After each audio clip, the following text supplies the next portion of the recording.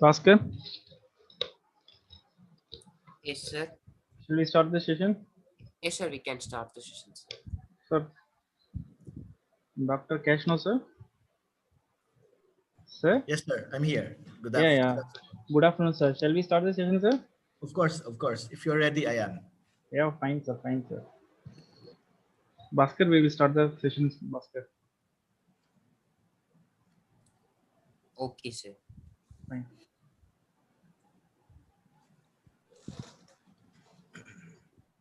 Very good afternoon, participants. I'd like to welcome all the participants for a day 5 session 2 of AICT sponsored 6 days online short-term training program on emerging trends and research challenges in the next generation wireless network phase 4. Welcome you all. It's my immense pleasure to welcome our today's resource person, Dr. Jonathan M. Cancino, Quality Assurance Head, Triple Section, University of Technology, Muscat, Oman. Welcome you, sir. Thank you, sir. Good afternoon, everyone. If your actions inspire others to dream more, learn more, do more, become more, you are a leader. I'm saying about the person who is none other than our today's resource person, Dr. Jonathan M. Cancino. Before going to session, let me share a short intro about our resource person.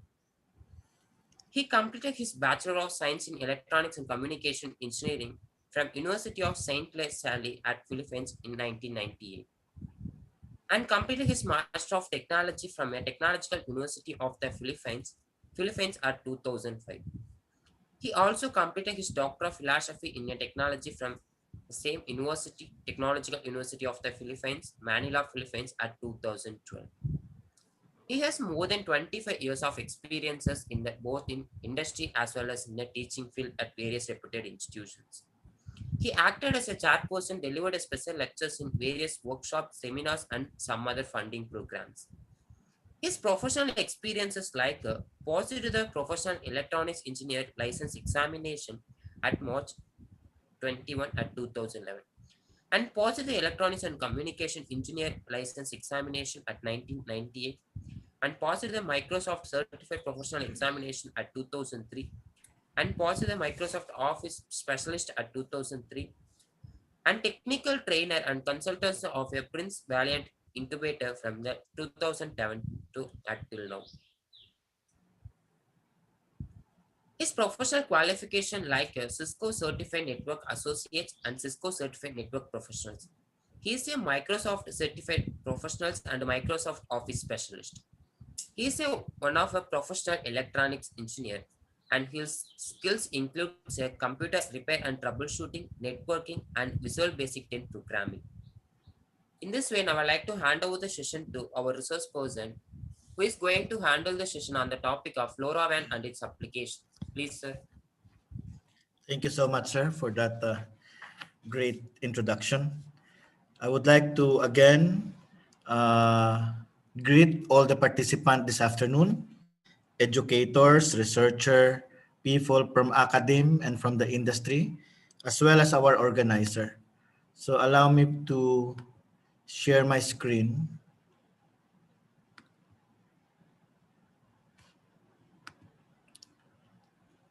Okay. Okay. So can you hear me clearly, sir? Yes, sir. Everything perfect, sir. Very good, very good. And my slide is already there, right? Can Yes, we sir. just Visible, remove sir. this one?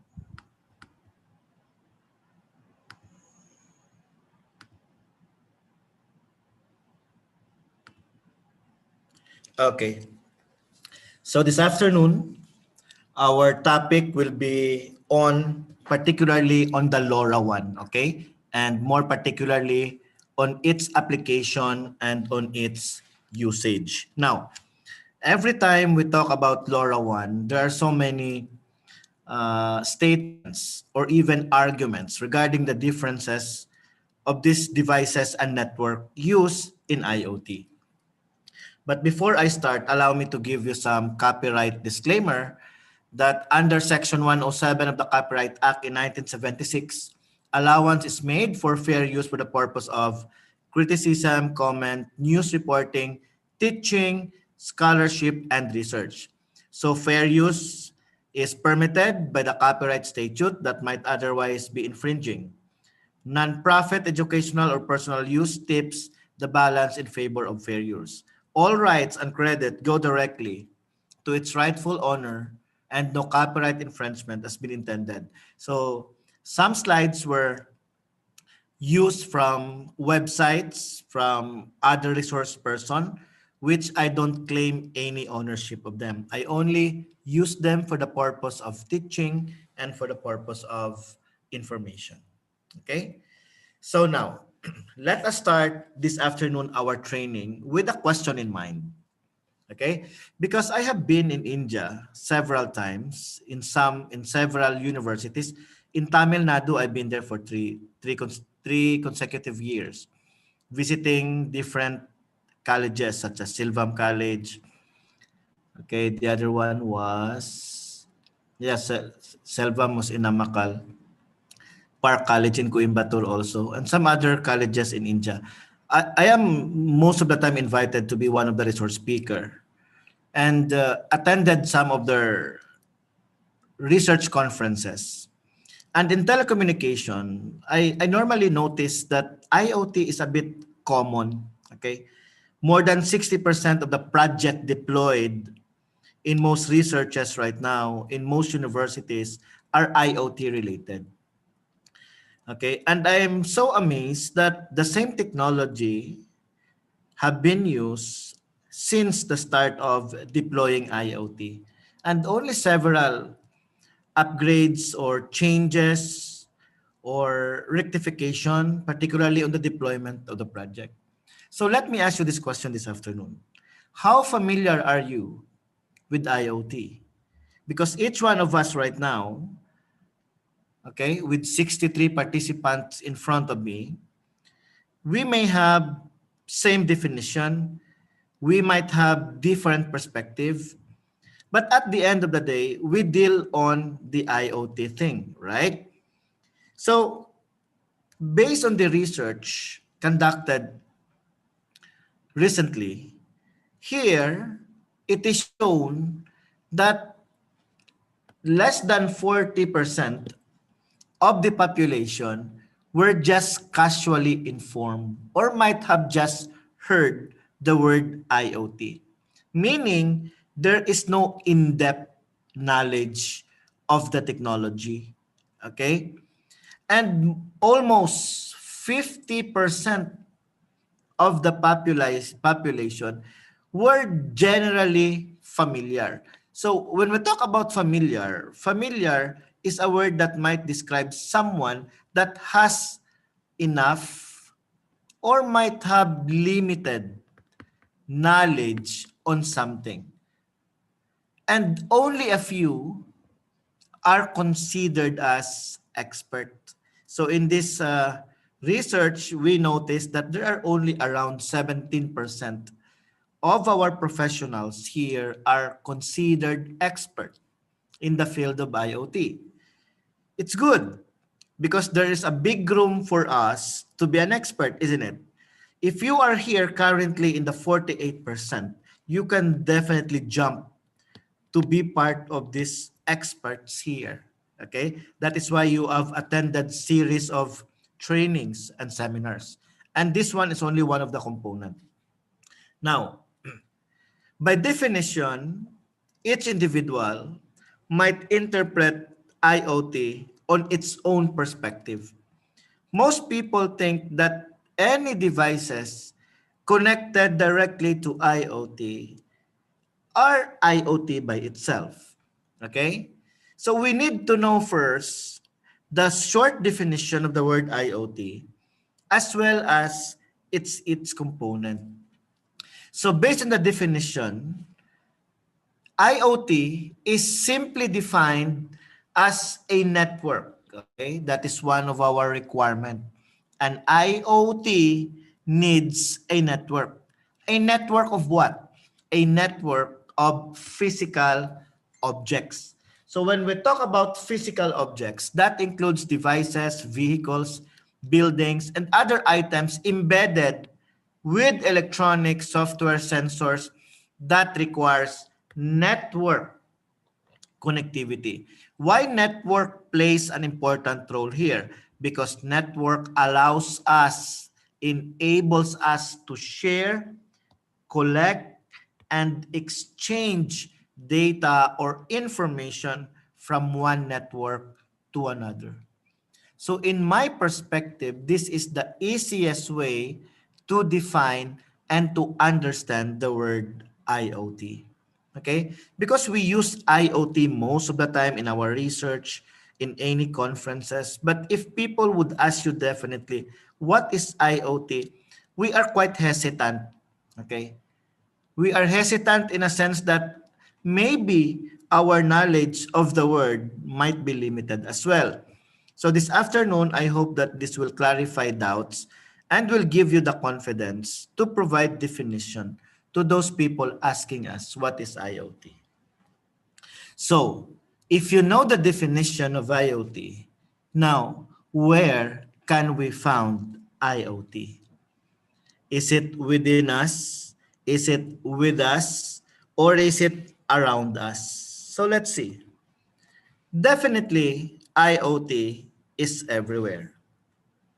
It can be in any wearables, in your smartwatches, both Android and iOS, or it can be in some medical applications, especially that we are now in a pandemic, that a lot of things is done online, a lot of devices that works through internet.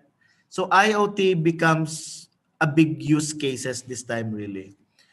Even in home automation, right? A lot of us are fan of automating our devices at home. In return, basically people becomes lazy. This is the result of having all this technology available in front of us. So today, IoT is being used extensively to what? To reduce, to lessen the burden of human beings. That's why, as a result, I said we become more dependent on the technology, and people tends to rely on the ability of this technology. So IoT can be in your home. It can be with you. It can be in an autonomous car. It can be in your business, such as this agriculture, okay? In a city, in a campus, in sales. It's almost everywhere, definitely. So it has a promising value, okay, for human being. So IoT architecture here, I would like to present because this is where my topic will come from, okay? Notice that IoT will have these particular components. The major components of IoT is definitely the thing. It's not IoT without the thing. And what are these things? These are devices, okay? In LoRa, we call it the end nodes. Now, this thing, in order for us to collect and exchange information, we definitely need a gateway, okay? A path for us to transmit all the collected information. And this data, if necessary, must be stored in a cloud. And why is it necessary? Can you imagine how many billions of bits and bytes we are wasting every day? Wasting because we are not processing them. In a sense that all information we send are not put into something more beneficial. So if necessary, in any IoT deployment, I would prefer to have a cloud, because all the information that we store here can be analyzed in the future. And what does data analytics would do would help in our deployment of IoT? I will tell you, it will provide you a lot of benefits, particularly for supervisor, particularly for managers, owners, people who provide decision making. Data analytics is one of the important things you need even to predict the future, okay, the future trend or the future uh, deployment of this project. So basically, these things here requires a user interface, because how are we able to process, to control, to manage all these devices without a user interface? So if you notice here on my right side, this is how the entire architecture would look like. It will require devices, right? Sensors, smart devices, GPS, RFID. And this is where my topic will focus on, okay, on the network. Because most of us, I don't know if all of you will agree, we are still using cellular most of the time in deploying our IoT projects, isn't it? Right? Who among you here have deployed already a project not related to cellular? Maybe a few, right? Because this is the most convenient way to do. This is the easiest way to do. The standards are there. Everything is there. But you know what? In every advantages that this system provide, it also have some disadvantages. But let me clear you this point. I am not against any cellular company. I love them really, in fact. But this afternoon, allow me to give you an alternative. Okay? Alternative. I'm not saying that you will shift immediately. I will give you an option, okay, for you to choose, particularly when you want to deploy your IoT project. Now, before I go to these challenges, okay, current trends in wireless technology allows us to communicate among devices. Even artificial intelligence has been embedded. But I would like to talk to people currently with me right now who are into research, okay? Because that one of the reasons that we have this training, because we want to know the emerging trends and research challenges, isn't it? And what are those challenges that you have faced when you conduct research? Definitely a lot. Number one, this is just my opinion. In doing research, most of the time, we have limited information. Okay? Limited information about the topic that we want to research. That includes knowledge, right? We might not have adequate knowledge. So resources can come in any form. It can be in a form of information or knowledge. It can be in a form of materials to be used. Okay? And lastly, the most important part in any research, and I hope everyone would agree with me, is the cost. You might have the best information and knowledge. You might have the best skills, materials, but if you don't have money to finance, okay, your project, I don't think it will work, right? So these are the challenges that we have to face.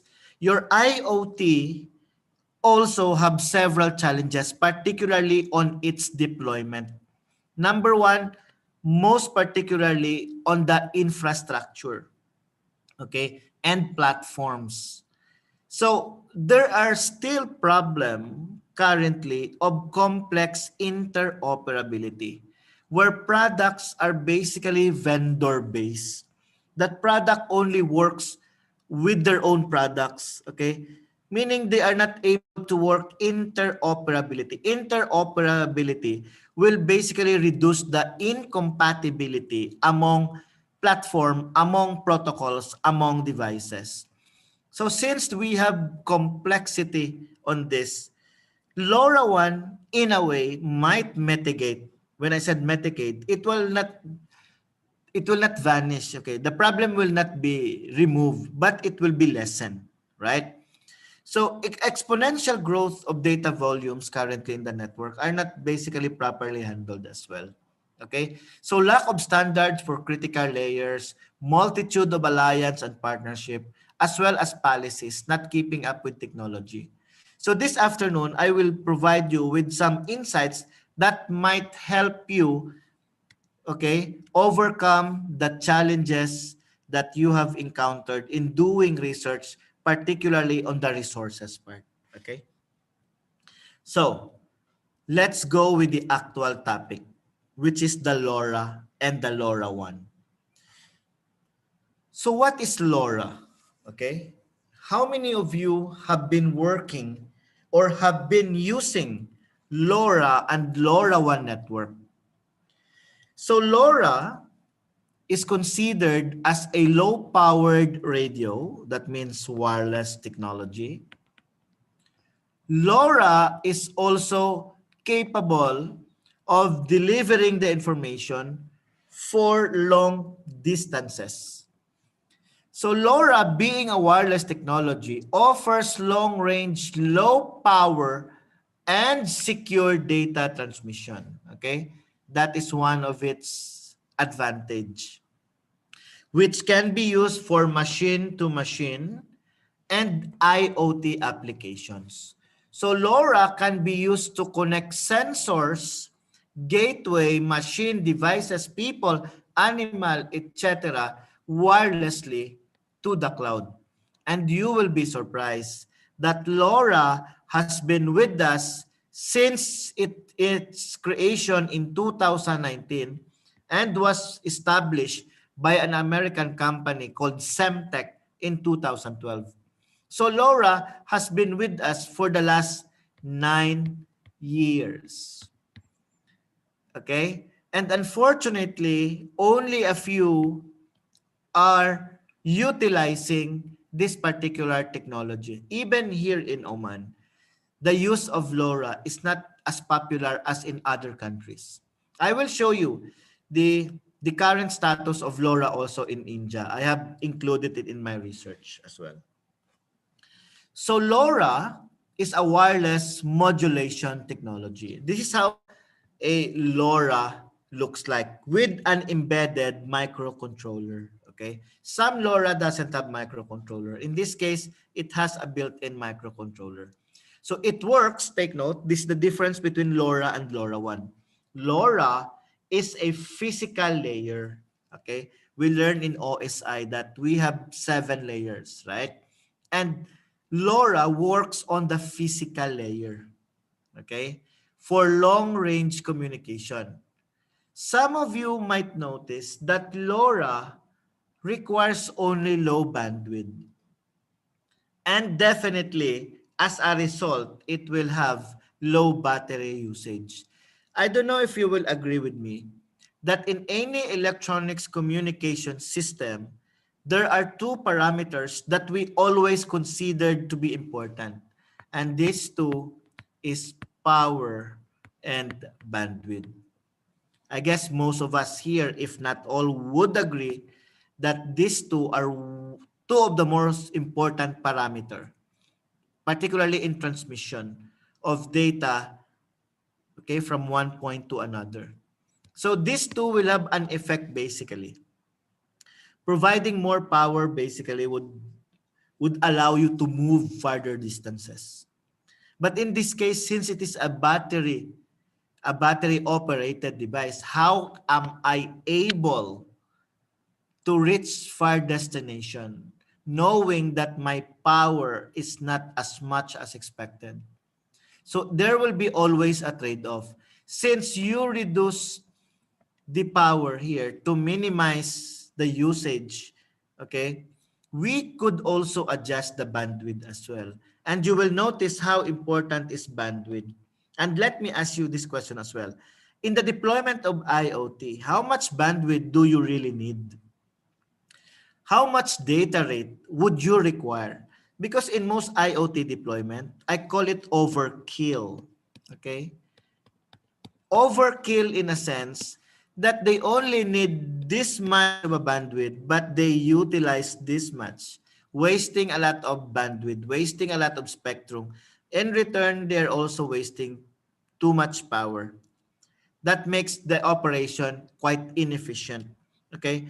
In designing a project, you should know first what you want and what you need. Okay? This is not about making your project looking good. It's not about that. It's making your project work as you perceive it and as you design it. Okay? Another thing about LoRa is that it operates in a license-free ISM band, right? We all know what is ISM band. It is used for medical and for research. And in India, most likely you are using the 915 megahertz band because each region will have its own spectrum. In US, in North America, in Europe, they are utilizing different frequency band. I presume that India is using the 915 megahertz band as well. So this is regulated. That means duty cycle, power, and bandwidth are regulated as well. In Europe, a 0.1% or 1% per sub-band duty cycle limitation per hour is utilized. And if you're a telecom engineer, you will be surprised that the link budget of LoRa is far more greater than the cellular. Cellular will have a link budget of around 130 to 133. See the difference between the two, right? So I will discuss the importance of link budget as well.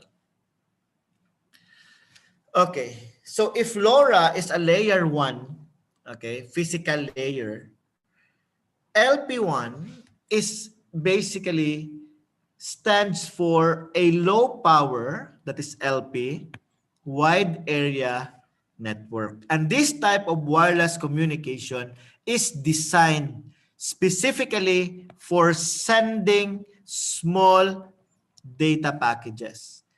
In majority of the IoT, what have you observed? Normally, most of your project are on-off switches, right? That you are able to turn on or turn off devices, that you are able to turn on actuators, right? That you are able to determine the actual temperature or the moisture of the soil. Do you think this would require much of a bandwidth? I don't think so. In return, it will not as well require higher data rate. Why? Because those data, especially data which are measured in an interval, meaning, for example, measured within 4 hours, latency here is not as important, right? Unlike devices that works real time, that a delay of 1 second would mean a lot of, but normally most IoT projects are as simple as turning on and off a device. So an LP1 will be appropriate. So sending these small packages over long distances, operating only on a battery. And you will be surprised. Battery lasting for a year, a battery lasting for 5 years. Wow. I like this technology because we can deploy this on area where cellular and power source is not available. Okay? Some of you might say, which part of the world doesn't have cellular coverage? Which part of the world doesn't have power yet? I'll tell you a lot. Okay? Particularly here, since Oman is a deserted area, there are so many areas which doesn't have this, okay, technology yet. So there are numbers of competing technologies in the LP1. Take note, it's not only LoRa, which is operating on this particular industry. There are some, such as the narrowband, or maybe you are more familiar with this, the NB-IoT, which is definitely used by cellular company, the SIGFAX, the LoRa, and among others. Okay, but I will not discuss these things because it will take another session for me. So I will focus here LoRa compared to cellular. Okay, this is just a comparison between these two technology, and at the end you decide which one would be appropriate in your project. Okay, now let us see the advantages of using a LoRaWAN or an LP1.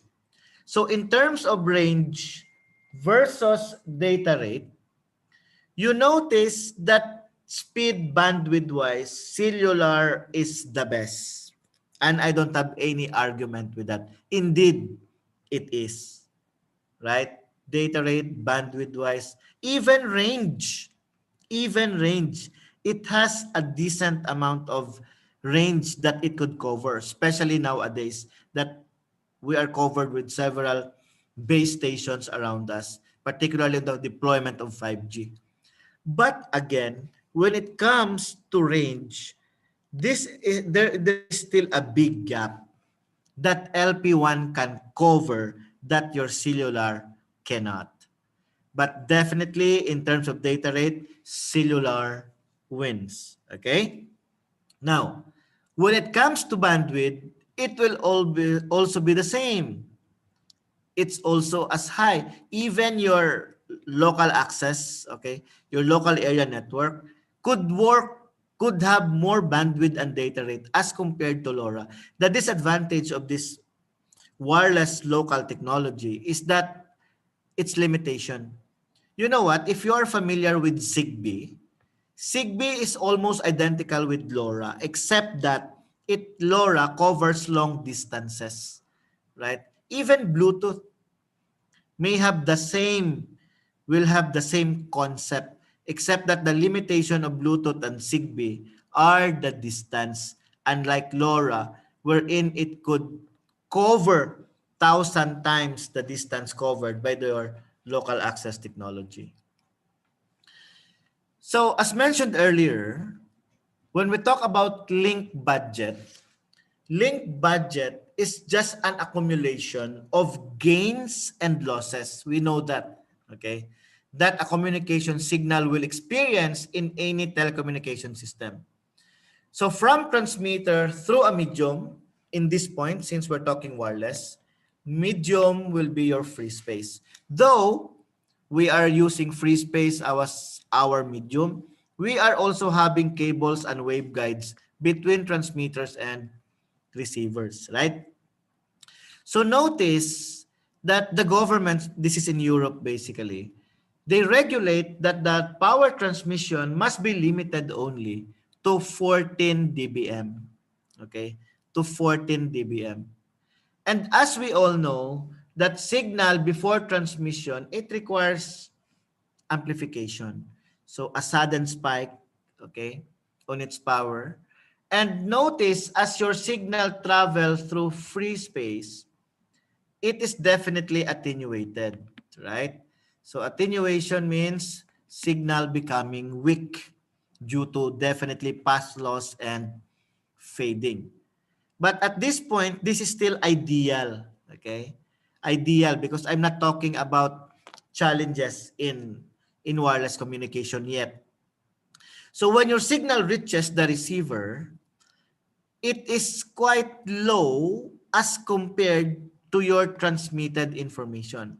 And that is why receiver sensitivity plays an important role. A good sensitivity on the receiver would definitely allows you to have long range communication as well. As we all know, sensitivity is the characteristic of your receiver to be able to recover a very weak signal, right? So a signal reaches the receiver, there will be, of course, amplification still, and it will acquire losses along the way. But definitely, it reaches the destination. That is our goal, that the information we send from the transmitter will reach the destination as designed. Now, I'm talking about this free space path loss. Remember that free space path loss is directly proportional, not just to the distance, but to the square of the distance, right? Aside from the distance, your free space loss is also affected by the frequency as well. So free space path loss in dB will utilize this equation, which is 20 log times d and so on and so forth. So doubling the distance, meaning it will produce a 6 dB path loss as well. And in the difference between the 868 megahertz to 2.4 gigahertz will have almost a free space path loss of 9 dB. So these are the parameters that basically affects our signal as it propagates to free space. Other than this, okay, we need to consider the sensitivity of our receiver. So sensitivity measures the minimum detectable signals. And as we all know, noise is everywhere, right? Thermal noise to be specific. So at the receiver side, there are noise that could definitely affect the quality of your signal. So sensitivity can be measured using this particular equation. Notice how your sensitivity is related to the bandwidth, to your noise figure, as well as to your signal to noise ratio. Okay? So I provided here a simple calculation of how link budget of a LoRaWAN will be calculated. So let's say a transmitted power of 14 dBm having a bandwidth of 125 kilohertz. Okay? So given those value, we can calculate this. So signal to noise ratio, we will be using to -20. Okay, as plotted with a spread factor of 12.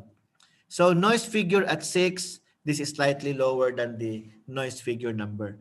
So calculating for the link budget will be your transmitted power times its sensitivity, or plus, sorry, its sensitivity. And notice that a link budget of 151, can you imagine that? It's very good. And assuming that everything becomes ideal, reaching an 800-kilometer of distance will be very great with a link budget of 150. But as we all know, this is theoretical, right? Theoretically, yes. At 150, 151, we could travel a distance of 800 kilometers. But given these challenges, reflection, multipath fading, ISI, diffraction, obstruction, your signal will be degraded and sometimes may even result to unwanted and undesirable signal at the receiver, commonly known as your ISI or your inter-symbol interferences. So given this parameter, given these challenges, your signal will definitely slow down. As a result, distance covered will definitely reduce. Okay, but there are several researches and projects which I've seen in a single open space. Okay, where you are having a good line of sight. A small LoRaWAN project could even reach up to around 50 to 100 kilometer. Okay, which is really good already. So LoRa works on the chirp spread spectrum. Okay, in LoRa, what we do here, instead of transmitting this narrow band, which can be easily captured having a good receiver and can be easily altered or hacked, what we do here is we spread it near to the noise level, just like what we're doing in DSS, the direct spread spectrum, also in CDMA, wherein the narrow band is spread all throughout a wider bandwidth that mimic, okay, noise, right? So that could be one of the feature of LoRa using the chirp spread spectrum. So demodulation is below noise floor and better sensitivity as compared to frequency shift keying, better power density. So it is more robust to interference, meaning it could withstand interference, noise, and especially jamming. And it is tolerant to frequency offset, and it is simultaneously occupying on a single channel if a different data rate will be available. Okay, so these are some key properties of your LoRa modulation. LoRa modulation offers several benefits: robustness, multipath fading resistant, and long-range capability. Okay, for a fixed output power and throughput, the link budget of LoRa exceeds that of a conventional FSK. Including its robustness, it could even have or translate to a 4 times enhancement in terms of range. Okay? That is why people using LoRa and people pushing for LoRa is confident when we talk about range. So in this particular table, I would like to show you some comparison, okay? Impact of having a particular value of spread factor as compared to its SNR on the receiver, as well as the effect of its bandwidth onto the data rate, as well as on its sensitivity. Notice that as we increase the bandwidth, we definitely increase the data rate. We all know that, okay, without a doubt, from the channel capacity. And notice that the sensitivity, as your data rate and bandwidth might increase, see here what happened to your sensitivity. It goes lower, right? And giving and having different spread factor here definitely would affect. So a lower spread factor would provide you a higher data rate without a doubt. Without a doubt. But it will not give you longer range. Unlike as we compared it to a spread factor of 12. Yes, it may have a lower data rate, but you will achieve a long range communication. Again, as a researcher, as a designer, you know what you want, right? What I am presenting here are options. I'm not saying that 12 is always better than 6 or vice versa. At the end of the day, your spread factor will determine of how far you want to send your information, right? Because you can basically adjust.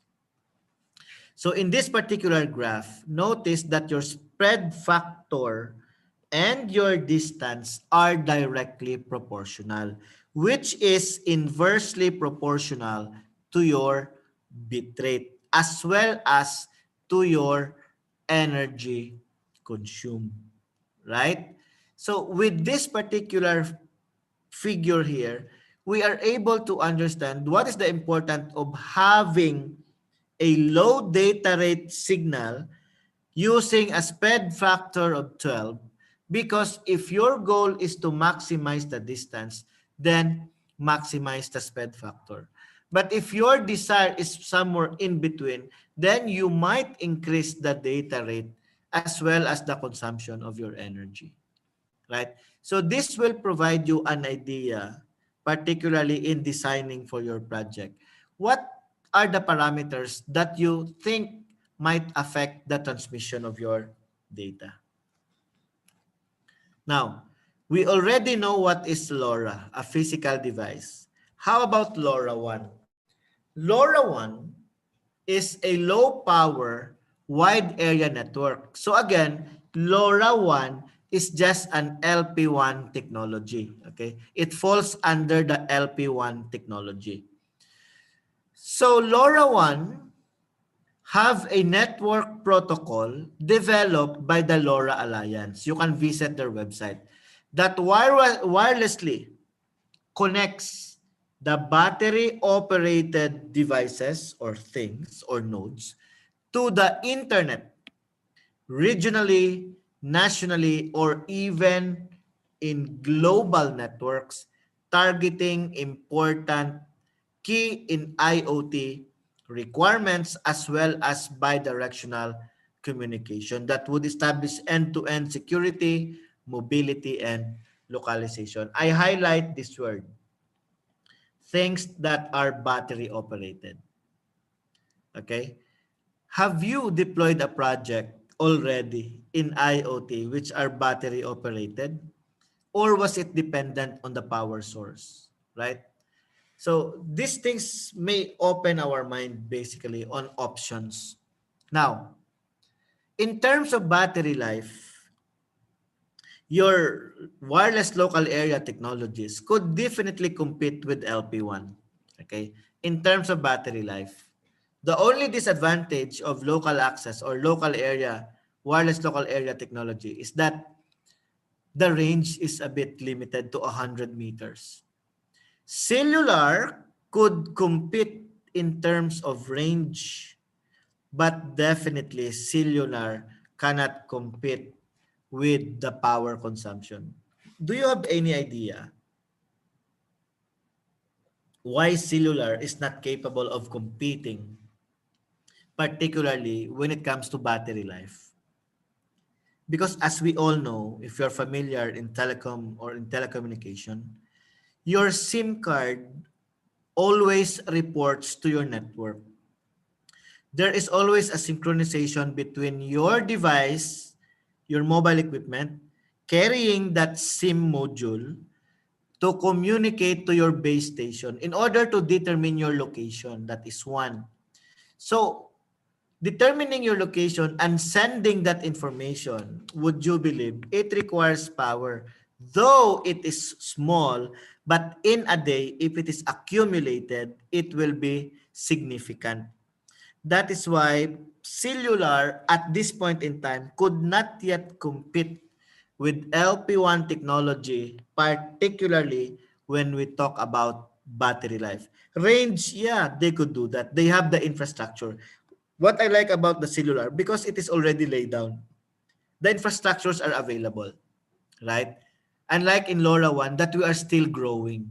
But definitely we could cope up with them. 2, 3 years from now, we might have almost same network with a cellular as well. So where does LP1 fits? Does it fits in a local area, cellular, or local low power wide area? So for local area network, what I like about them, because the standard are established using the 802.11, okay, standard. And it can be used in buildings due to its limited distance. And wireless local area networks have several advantages and disadvantages as well. And some of them are distinct. In terms of battery life, network costs and dependencies are much of a concern. Okay? Are much of a concern.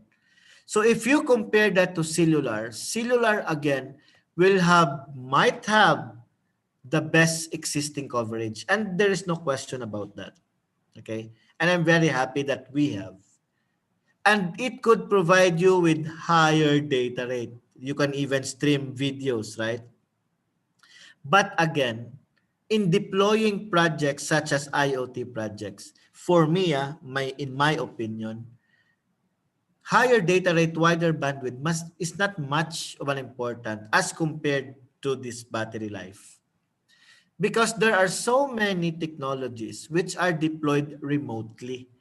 So if you don't have enough power source, how are you able to continuously make that particular project work? Not unless you are more than willing to spend more money. Okay? And cellular would definitely require ownership costs. Can you imagine if you have 100 devices who wants to connect to the network? Imagine having 100 SIM cards or modules to be connected to the network and paying each one of them. Okay? And one of its disadvantages as well is that it's a closed ecosystem. Okay? Most patented things are normally closed ecosystem. So LP1, on the other hand, allows us to maximize power consumption. It is definitely low cost. I will tell you why later on. Sensor positioning is also good. Availability of devices and components is good.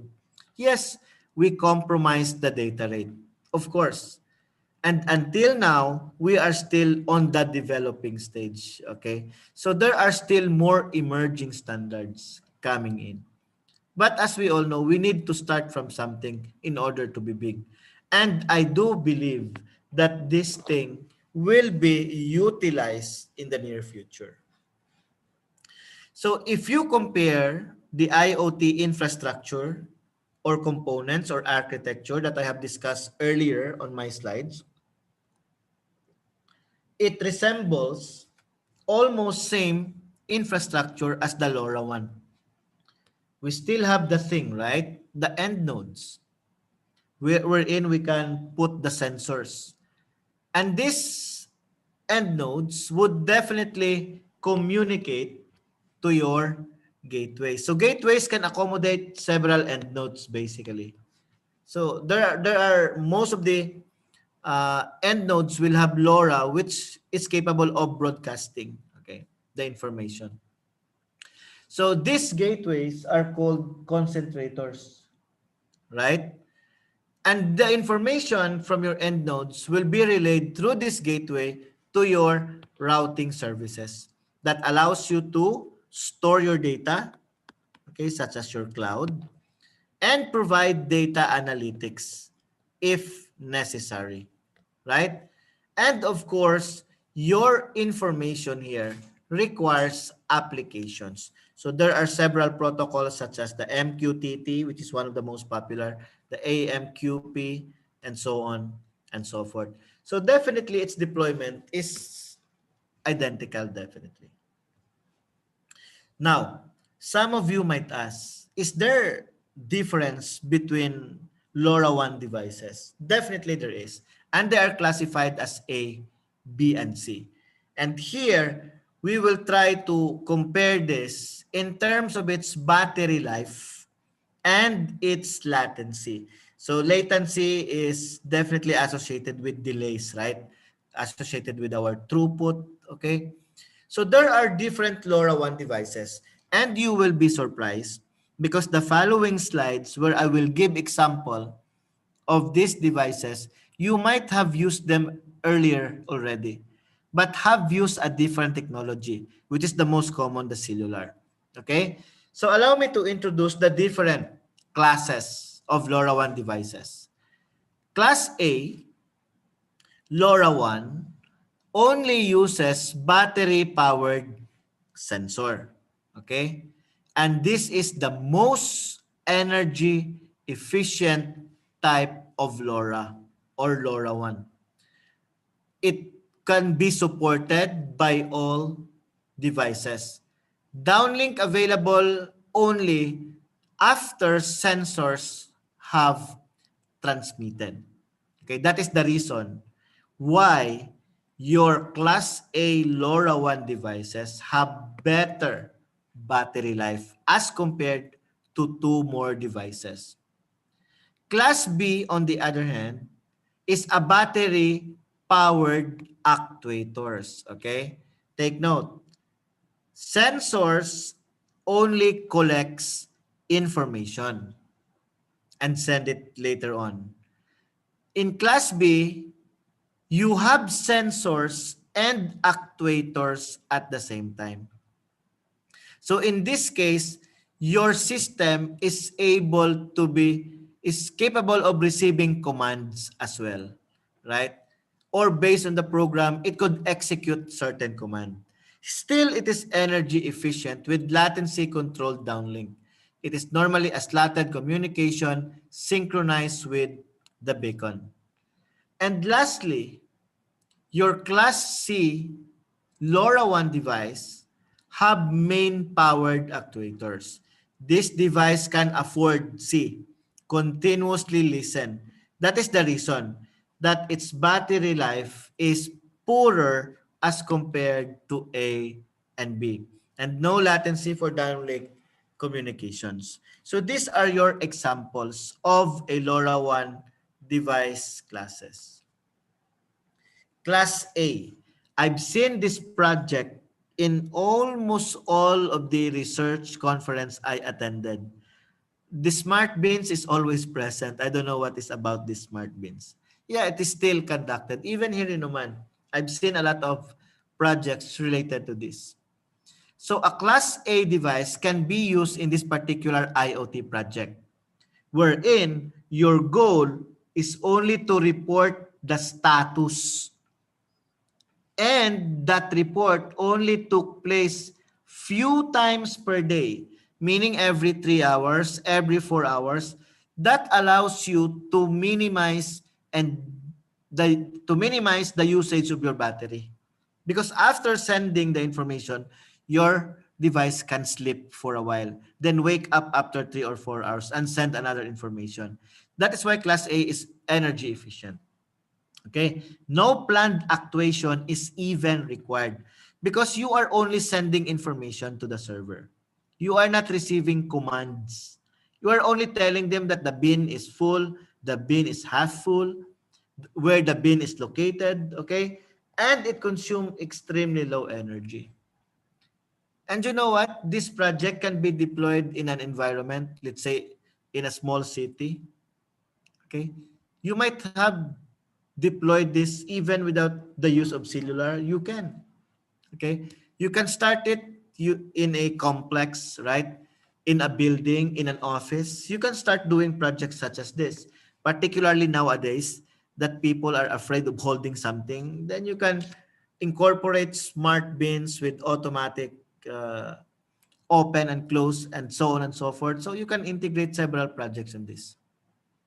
Class B devices, on the other hand, can be used for irrigation. Why I give irrigation as an example?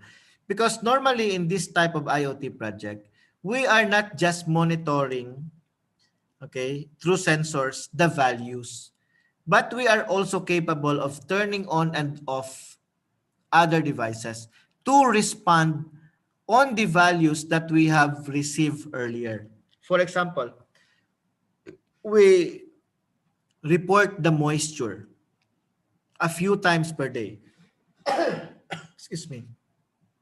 And based on the report that we gathered that the moisture might be low, then your system is capable of turning on your actuators to solve that particular problem at that particular instant. Excuse me, guys. Now, with few minutes of latency, it will indeed consume slow energy as well. Okay? Which is a bit dependent on the latency. 5 seconds, I'll just drink some water.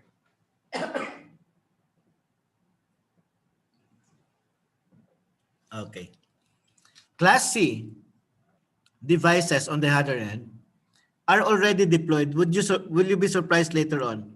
I will discuss one use case in India conducted in some cities wherein they deployed the smart seating using the LoRaWAN. So smart lighting, okay, maintenance and index info a few times per day, but it could constantly listen for network ping and for the low latency actuation. This simple project class helped that particular city government save a lot of costs and budget. I will show you later on. So LoRaWAN network have several features. LoRaWAN, again, provide us long range. Sad to say, it can be greater than the cellular. It could have good indoor coverage.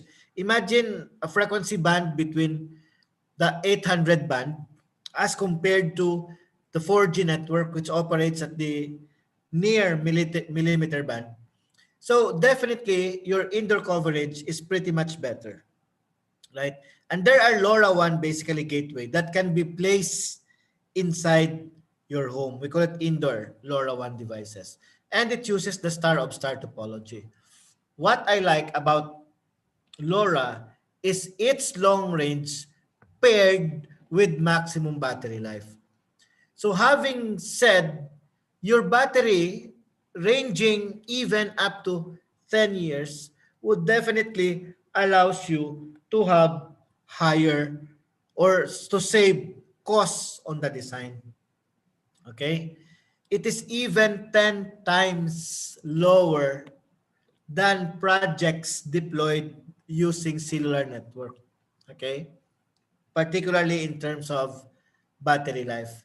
And it has high capacity multi-tenant. And take note, LoRa have two different networks, both private and public networks. There are several operators currently working with LoRa. To name a few, we have the Things Network, okay? We have the Things Industries, we have the Things Park. These are servers that allows us to connect, okay? And there are also private networks that could share. Nowadays, LoRa is not only limited to indoor or outdoor devices. Even it already works now with satellite. They are starting to work it with satellites already. So there are tons of features using this technology. Now, how your LoRa works, okay?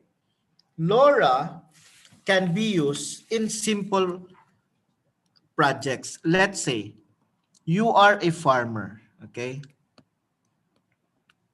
And you have a farm located somewhere at a certain distance from your home, right?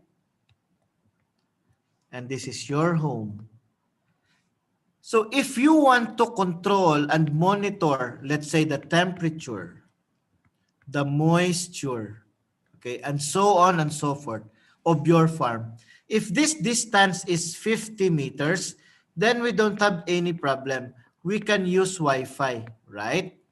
Yes, even 100 meters, a Wi-Fi can be fine. Okay, what if we increase this to 500 meters? So definitely Wi-Fi will not be as effective. So what would your normal choice? Some people use GSM, right?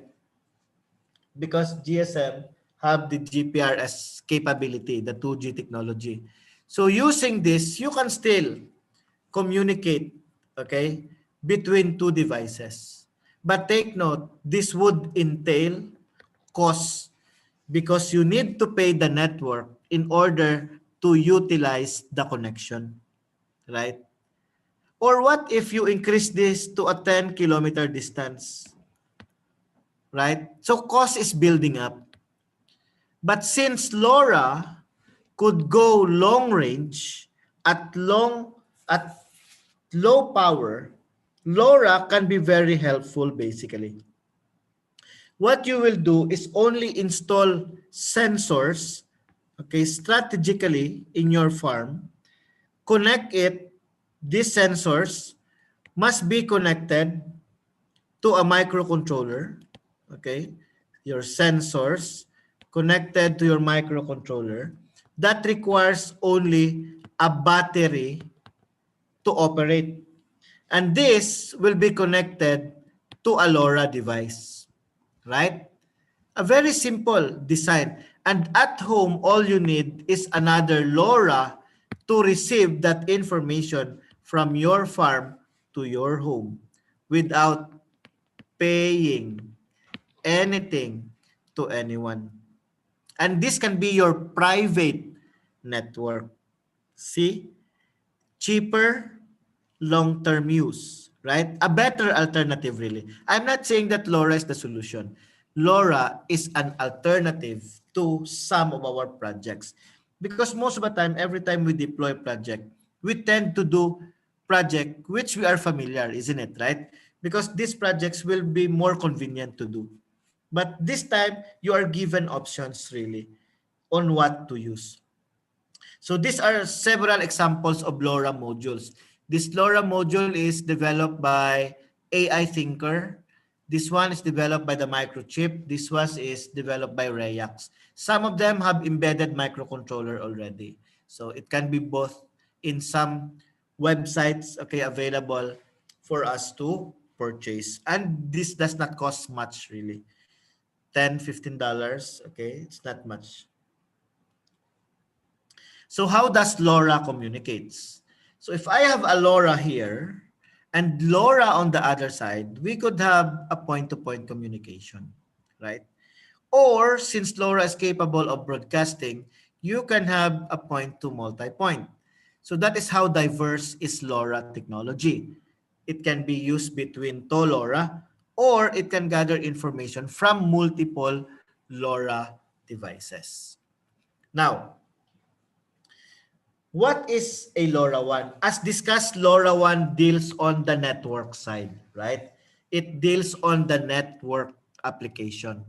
Now, your LoRa gateway enables your project to be deployed either on the LoRaWAN network, meaning utilizing both the public and private LoRaWAN network, or I could introduce a hybrid connection. What do you mean by a hybrid connection? This is a connection between LoRa and cellular. That is why I said cellular still can be very much helpful. Okay? But at least, even we utilize cellular here, we still reduce the cost. I will explain later. So the LoRa network here is composed of different LoRa devices, right? That is connected to different sensors, maybe 100 or 1,000 sensors. So imagine if you did not deploy your project in LoRa, imagine all these devices requires a GSM module or might require a 4G SIM card. So how many subscription you need in order to collect information, right? But using a LoRa network, at this point alone, you already save a lot of budget. This alone, right? So these are your LoRa sensors. So your LoRa gateway will, in a DIY, it will look like this. This is your LoRa chip, okay, which is connected to your LoRa network. So all the information gathered, okay, can be pushed or forward to the internet through this ES826, okay, Wi-Fi module. And this Wi-Fi module can be connected to the cellular. So the important part of cellular here is on the gateway side, but collection of information is still on the LoRa, right? Or if you want, you will not use the Wi-Fi module, you can use another LoRaWAN gateway. That would reduce the cost. But if your application is moving towards between country to country, region to region, this option can be a better choice. But if you're doing it locally within a small geographical area, having private and public LoRaWAN networks, that might save you cost as well. But at least here, you were given options, right? So those information will definitely requires an interface, a user interface here, okay? So your LoRa gateways have different types. And LoRa can be positioned indoor or outdoor, or your LoRa gateway can have a single or multi-channel. So again, at the end of the day, it depends on how you will utilize the technology. So let's say you want an indoor type of LoRa, then you can use this. It looks like your router, right? Your access point. They look very similar. And this is an outdoor type of LoRa. Okay? So either of the two, it depends on the application that you want to deploy. Now, LoRa Alliance is one of the fastest growing technology alliance, which is definitely a non-profit association, which has more than 500 companies committed to enable large-scale deployment of LP1 IoT through promotion and deployment of an open standard. Okay? So, these are few of the members that we have. The current additions are the Amazons. We also have the Arduino have joined already. Intel have joined as well. We have several big companies also, Chevron, who are with the LoRa Alliance already. So how about India? Is there any company who are currently member of LoRa Alliance in India? Yes, in 2006 and 2019. Notice how many companies and institutions are there. We have only what? Tata Communication, Tech Mahindra, and sadly, we have only few institutions. That means universities and colleges, right? And you know what? This is the irony. The influence must come from the academe, right? Supposedly, academe dictates the technology around because academe and industry should be working hand in hand. So if currently the industry have been utilizing new technology and the institution or university are still using the conventional way, what do you think? There will be a gap, okay, between the academe and the industry. So these are members in 2019. It's not bad, okay? It's not bad at all. And I will show you later on the latest membership. Now, LoRaWAN network covers around 157 countries, and there are 137 LoRaWAN network operators. Okay, India is here. Okay, and I will zoom it out. Currently, India have at less than 20% coverage, right? The coverage currently of India, when we talk about LoRaWAN in Asia, it's still on the infancy stage, okay? But if I am an Indian guy, I should be happy in a sense that this will give me an opportunity to grow, right? This is the best time for us to increase and to help the utilization, most especially if you are in the academe. That means institutions such as universities and colleges.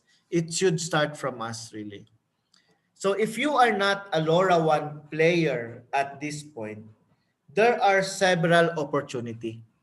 There are 132 participants with me right now. And don't tell me that all of you have the same skill set. We don't. Mine is different from yours, and yours is different from mine.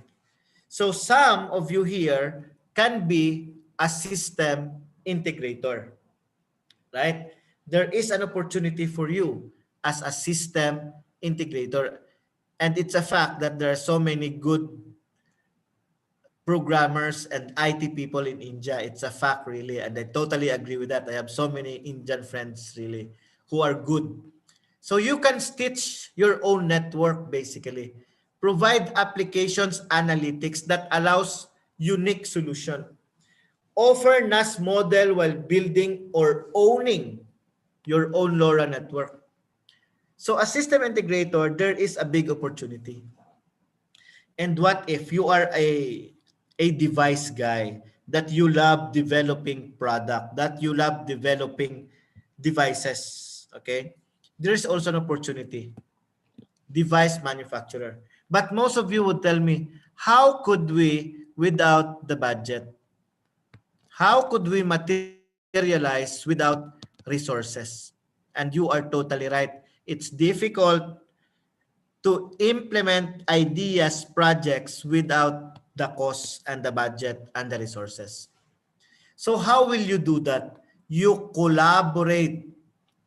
You tie up with overseas or local manufacturers which already offer LoRaWAN devices. We call it collaboration. And that is a very healthy thing to do in the industry. People in the industry, companies, have so much money to spend. And us, we don't have resources, but we have the knowledge. So how about your knowledge plus their resources, why not collaborate and do something better, right? So it's already a big opportunity for you as a device manufacturer or device developer. What if your expertise is on data analytics or startups? Again, it's still an opportunity. You can definitely create a unique customer experience with analytics from LoRaWAN Feds or offer desktop mobile applications. See? You know what? A lot of applications right now, such as Facebook, Instagram, Twitter, they know what we want, right? Why? Because if you notice, the advertisement that they provide us are things that we normally search, meaning they learn from us. And that is where analytics is important. So if you are one of these people, you still have that opportunity. Or lastly, you can be a service provider. Launch a greenfield network, okay? Offer a business to business or a business to consumer solution. Why not? India have a very strong IT foundation. You have a very strong IT professionals. See who manages Google right now, right? Your fellow men. You have that immense knowledge amongst you that only requires to be tapped. Okay? If that idea in mind can be materialized, really, there is no stopping from here. Now, currently, Indian landscape in terms of LoRaWAN, according to Curlink, okay, 93% are public operators. Okay? 6% are deployed as private. And this is where I feel a bit sad in a way, because the institution that I believe plays an important key role in shaping the planet's future, the deployment is 1%. Okay, unfortunately. But we could definitely help this industry to grow, right? We can still help the industry to grow. And this is the representation here. 93% public, 6% private, and 1% coming from the institution. That was before 2020. And this is now India in 2020 onwards. More companies have joined, and I'm so glad that more institutions have been actively participating. Utilities, okay? I will discuss use cases later on, which is included in the utilities.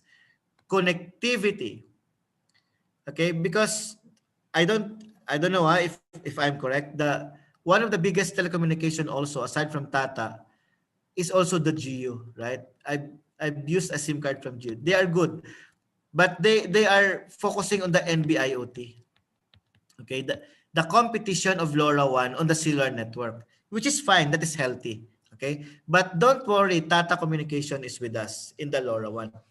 So module chips industry have joined, and what is good is that there are so many people joining the community. See the difference between 2019 to 2020. The growth have been dramatically increased. Now, these are just some projections that in the future, especially in 2022 to 2023, your LoRaWAN will directly compete with the NB-IoT. That shows that LoRaWAN is very a competitive choice in the deployment of IoT. Okay? Imagine without LoRa, NB-IoT and the cellular will have all the profits, right? But because of the integration of this, there will be a competition, and it is healthy. Competition is healthy because price becomes lower. Okay? So what are the different LoRaWAN use cases? So majority of the use cases which I observed in India is street lighting. We have agriculture, smart energy, utilities, and I want the health and safety. Health and safety is also a priority in India, okay? Which might be on the next slides that I have. So these are the priority use cases. Now, this is an example of a smart lighting, okay? Which is deployed in a certain city. This is the actual project. This is the actual project deployed in 3 major cities in India. Okay? What was the project all about? See how simple the project is. It is just a smart street lighting. Some of you might smile. Oh, come on, that is a simple project. Indeed, you are right. It is a very simple project. It will not even last for a month to prepare. Even a week, you can integrate this project. But this project provides you with several features. It allows you to remotely monitor streetlights. Okay, monitor means turning on and off, knowing if there are dead lamps, or even identify theft. Would you believe even lights are stolen? So this simple project have saved this particular city 15% in terms of energy saving. And this 15% energy saving would definitely result or resolve to a saving in terms of money. And that is a big savings in terms of resources. The government could allocate it with different projects. See? It brings down the annual number of stolen lamp to 28%. See? All of these things, class, result to higher savings. Okay? This is what I am trying to stress. Okay? It reduces the cost. And take note, the capital expenditure that the government is spending have been reduced at least to a 0.15%. And if you are talking millions and billions of dollars, this 15% is very significant, right? So they have deployed it only in 3 major cities using 150,000 LED lights. And it was successful, really. Now, this one was deployed in health and safety. Wherein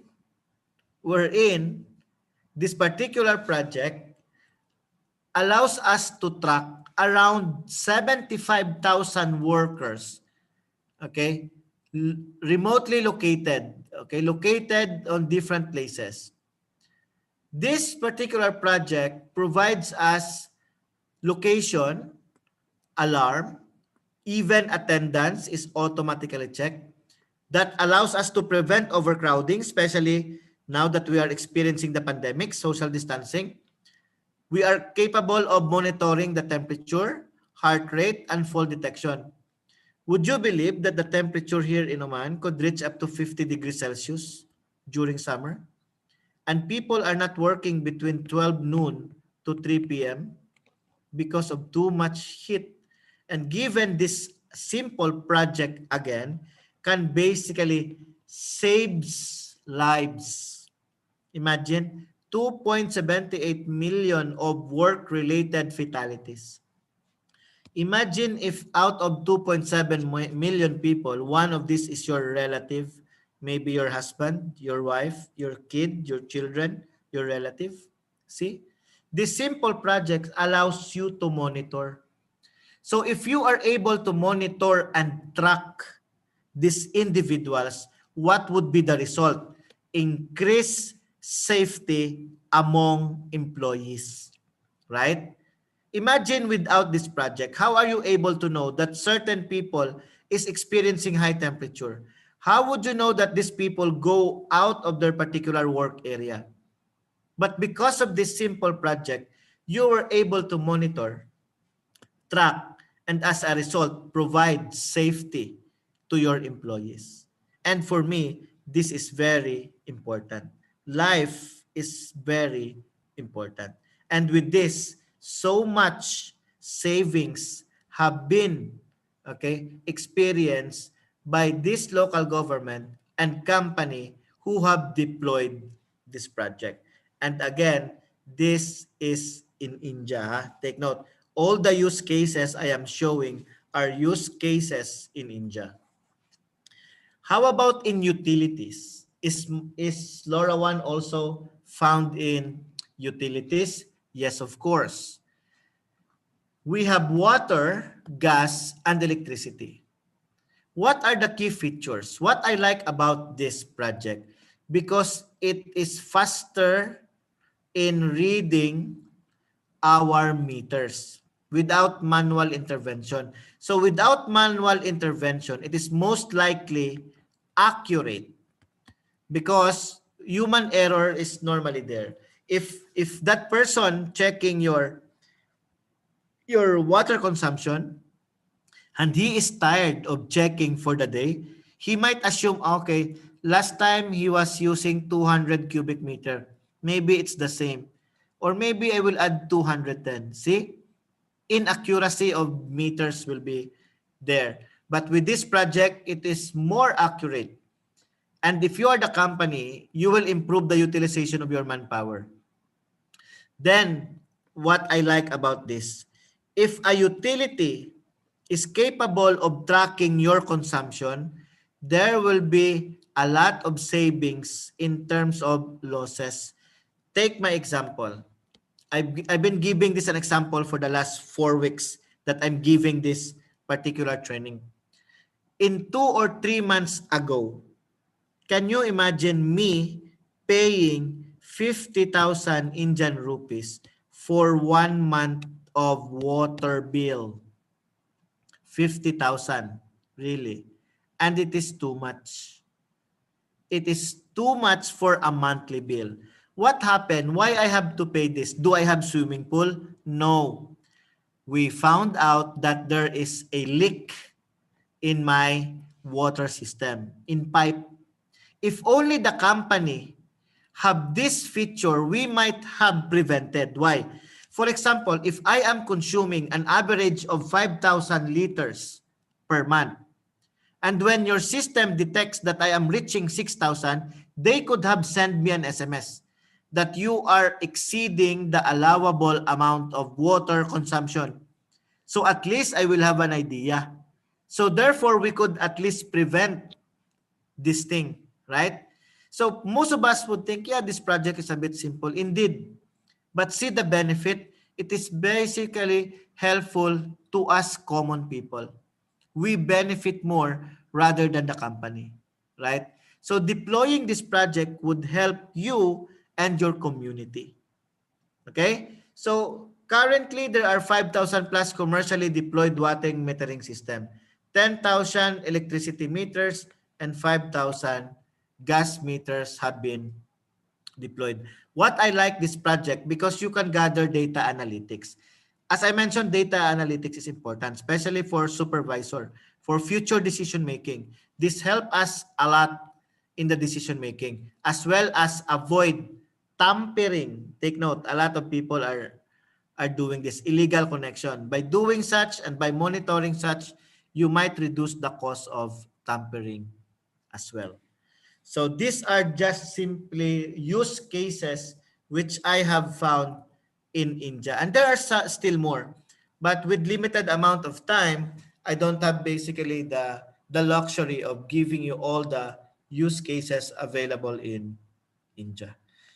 So I guess I have provided you enough information to at least have an opportunity to make an option, okay, or alternative on the current deployment of your IoT projects. So once again, guys, for the 147 participants, thank you so much for being with me, and I hope to conduct training soon with you in the future. So organizers and the staff, thank you so much, and may God bless us all.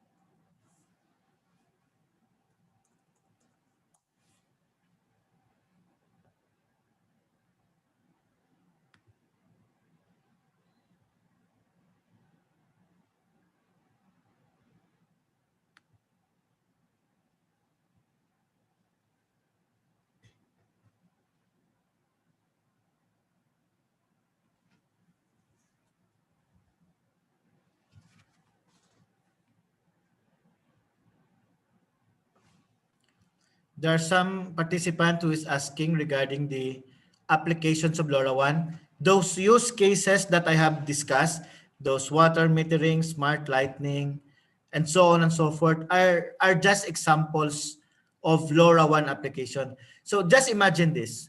You have done an IoT project before. So you can deploy your project with the same IoT but with different device called the LoRa. So what we have changed here is the deployment, right? So instead of using the conventional cellular, we are able to use an alternative technology which might reduce the cost. Okay? So can LoRa be used as a tool for a low cost?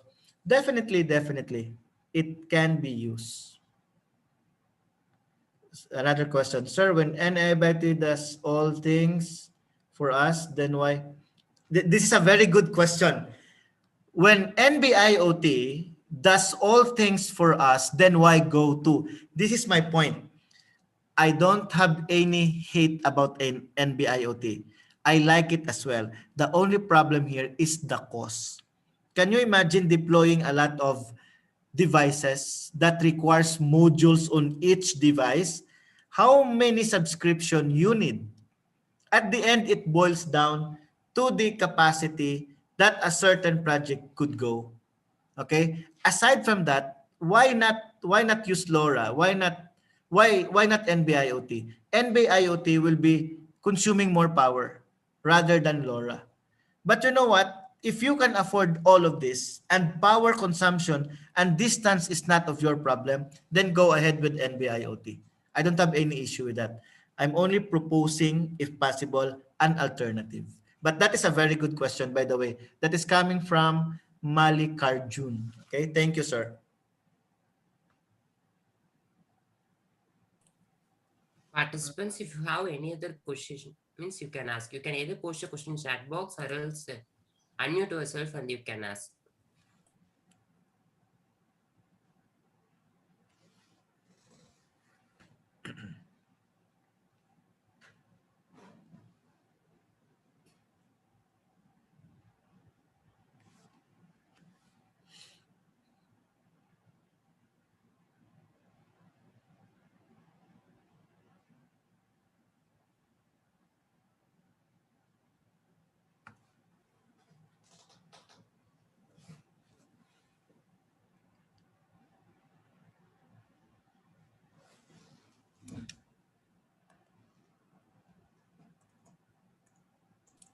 So there is questions in chat box.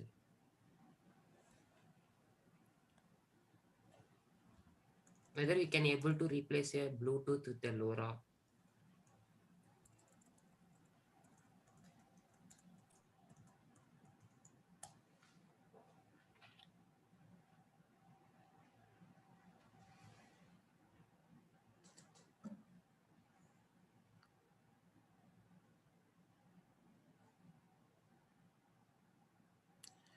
Yes, you can replace Bluetooth with LoRa, definitely, especially if you want to increase the distance.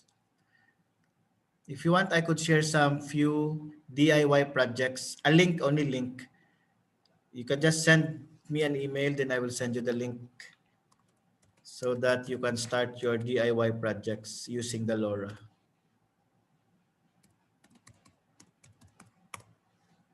Okay, I'm sharing my email address.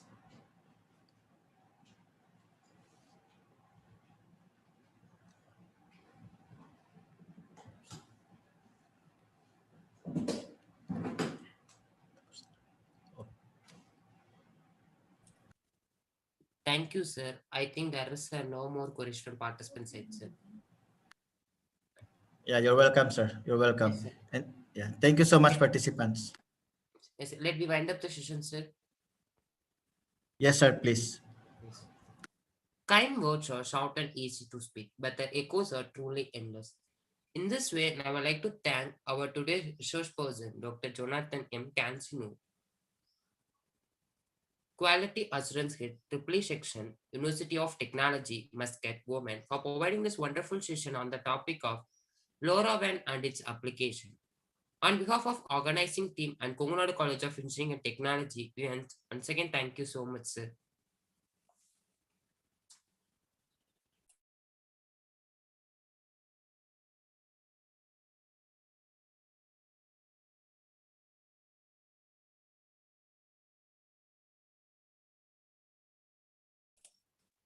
Dear participants, the day 5 session 2 attendance and feedback link is posted in chat box.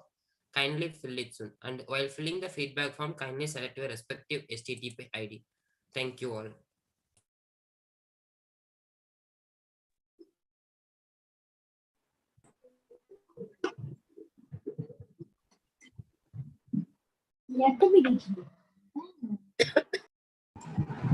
Bhaskar sir, Yes, sir. sir, tomorrow at what time you have the exam, sir? Sir, tomorrow afternoon. Tomorrow Okay, afternoon, what time? 3:30, sir. 3:30. Because after the session it's over or in between the Yes, session? sir. After the session, we have a test, sir. You will post it in the WhatsApp group, the link or only Yes, sir. in We will the... share all the information through WhatsApp group and mail, sir. Okay. Okay, sir.